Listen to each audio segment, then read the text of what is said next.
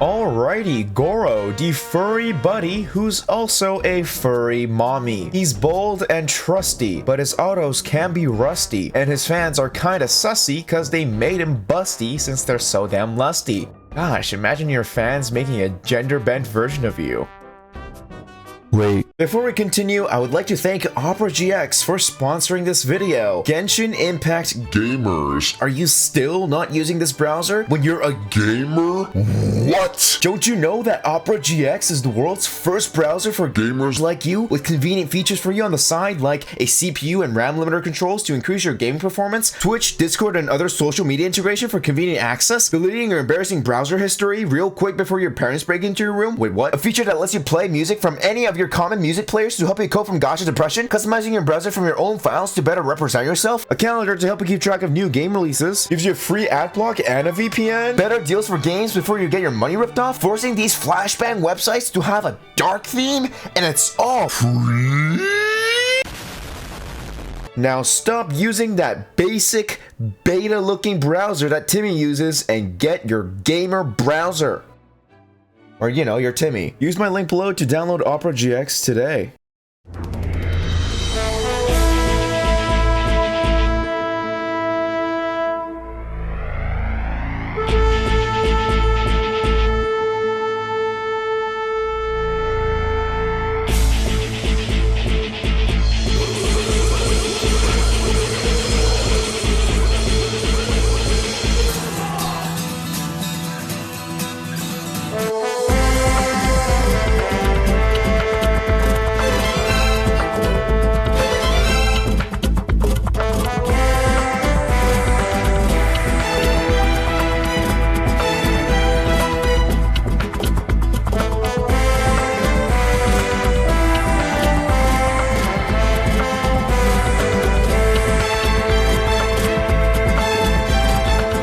So yeah, Gorou is a very intriguing character, mainly because his famous title as the Geo Defense Buffer has nothing much to do with his artifact build. His buffing isn't based off of his own stat, meaning you don't necessarily need to put defense stuff on his build unless you're using him for more than just the buffer. But aside from that, I think he does his job very well, helping these Geo Defense units definitely do more damage. So starting with his elemental abilities, elemental skill, Flag AoE. Gorou puts down a flag, which buffs your team based on the number of Geo units in your team. Gorou already counts as one Geo unit, so all you need is 2 more Geo units. The buff with only 1 Geo unit, which is Gorou, provides a defense increase to your team. With 2 Geo units in the team, you get a interruption resistance, and then lastly, with 3 Geo units, you get a Geo damage bonus by 15%. He also gets 2 energy particles from his E, and increasing his skill only increases the defense buff, which is useful for only these 3, and maybe the other one. Elemental Burst, Doogie. This is basically Gorou's E that follows you around with a shorter duration, collects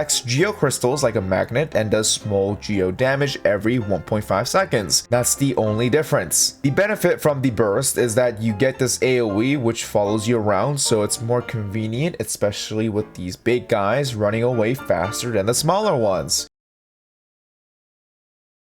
Wait, that's how he gets his messages?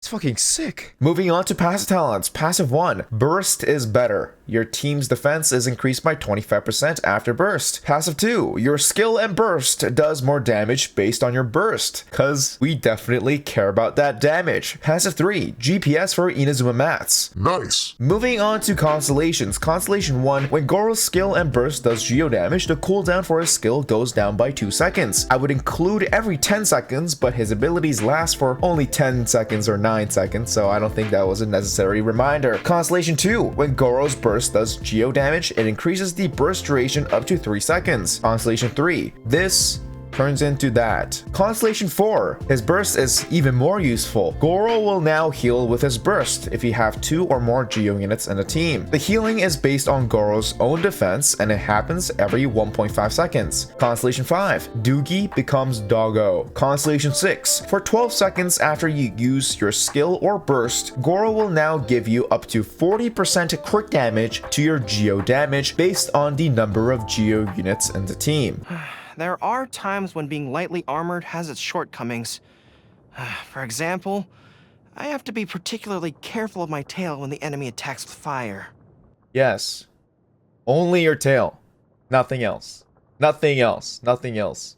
Only your tail. Artifacts. This is probably what you struggled with. I did too. I was like, okay, if Gorou buffing doesn't rely on anything but his talent level, what do I put in for his build? There's an issue with his P set choices and his primary stat choices, so yeah.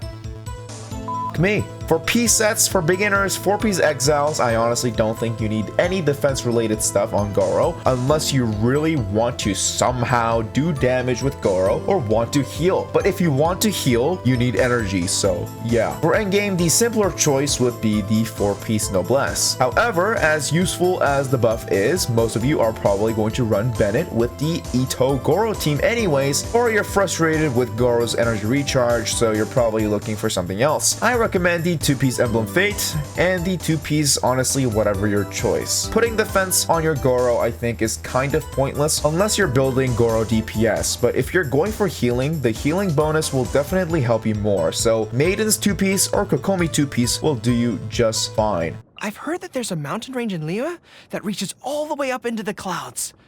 I'd relish a chance to go climbing there.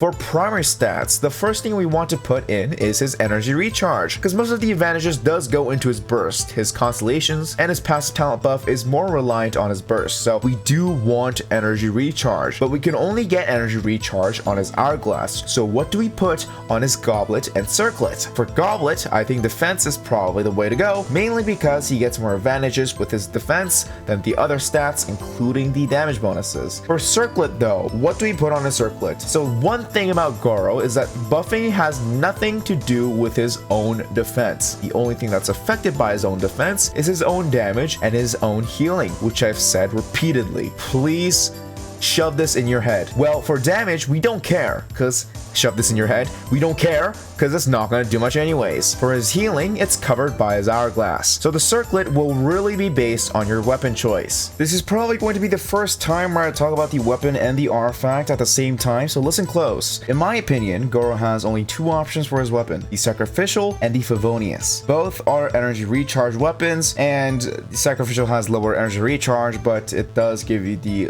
ability to reset. These two are pretty much the go-to weapons for archer support characters, and you're probably asking, which one do I use? I recommend the Favonius for one good reason. It gives you more particles. Sacrificial gives you a chance to reset your skill, which could be good for characters that can gain a lot of particles from their ability. But Gorou gets only 2 particles for his skill, meaning he only gets 4 even with the reset. But with Favonius, you can get 6 particles if you crit. You can get 8 particles from the skill critting. So here's a little lesson about particles, guys. So there's 2 types of particles. One's just plain white, and the other ones are, corresponding to the available elements in the game. You get a total of 1 energy per particle if the energy color is the exact same as the character's element when they receive it. If it's a different color, these characters only get 1/3 of the energy, which is bad. Now, in terms of the energy particles that you get from the Favonius Warbow, and these actually gives you 1 energy per particle no matter what element you are. So it's a global particle, which is really, really good. The issue comes in with your crit management though. You need a certain amount of crit rate in order to make this happen, which leads us back to the circlet. If you have the Favonius, the ideal option would be crit rate for circlet. If you have Sacrificial, honestly, it depends whether you have C4 or not, but healing bonus would be the choice over defense for circlet. So hopefully you guys have a decent crit rate and energy recharge and some defense for your Gorou artifacts. Anything else probably doesn't really matter, but in case you're insane enough to build Gorou DPS, just build him like Ito. 4-piece husk, defense, geo damage bonus, crit rate and crit damage. Have fun trying to have consistent energy and damage at the same time. I haven't given up in humanity yet, so I'm not going to build him like that. Yeah, that was That was a little long. For teams, I can't think of any other teams that you can use Gorou in other than Geo teams. You really can't use Gorou in other teams. His kit is really limited to Geo units, and literally every Geo unit works with him, maybe except for Ningguang and Traveler, mainly because these two don't take advantage of defense, and the only benefit they get from Gorou is the healing from C4 and the crit damage boost from C6 and the 15% Geo damage bonus if you have 3 Geo units in your team, which honestly can all easily be replaced by a Bennett. So you can pretty much only use him in defense and Geo related character teams, meaning you're kind of limited to Ito, Albedo, and Noel for buffing. Zhongli is an exception though. He gives you a invincible shield, which Gorou can only dream of with his crystallize, and it also provides debuff to the enemy. And if you do end up using Ito and Gorou, one of your teammates have to have a shield ability or a different element for the crystallized shields in order for the resonance to activate. Most of you are probably just going to put in attack buffers like Bennett, Sarah, and Mona. That is a totally reasonable choice, and honestly others don't really matter too much, but in case you don't have a Bennett or a C6 Gorou or a C4 Gorou, you are probably going to need a healer. So I recommend Diona. She gives you a shield, she gives you a heal, she gives you a speed boost, then gives you a different element for crystallize. She also reduces your stamina consumption and also a lot of particles from her E. So win, win, win, win, win, win. You can also just pop in the 4-piece Noblette set on her if you really want more. But yeah, that is pretty much for teams. Very easy and simple. So how the do you play Gorou? First of all, Gorou is not so energy recharge efficient. He has 80 cost for his burst, which is a lot, and he only gets 2 particles from his skill, so you do want to spam his E as often as you can. I mean, why not if you want to buff your characters anyways? And yeah, that is it. Stay in the AoE, I guess. Burst AoE is, you know, following you, so no problem there. Auto attack a couple of times for your Favonius energy recharge, but that should be it. Honestly, Gorou is not a hard character to play. He is a pretty complicated character to build, but he's not that hard to play. So that is pretty much it for this video, guys. Hopefully you guys did enjoy. If you guys did, don't forget to leave a like, and if you guys want more Genshin Impact content like this, consider subscribing. We also have a Discord server, so join up there. I also stream on Twitch. I stream on Twitch really often, so consider following me there. I also do stuff on Twitter. Go follow me there as well. But yeah, hopefully you guys have a great day, and yeah, other than that, I'll see you guys later. Bye bye, guys.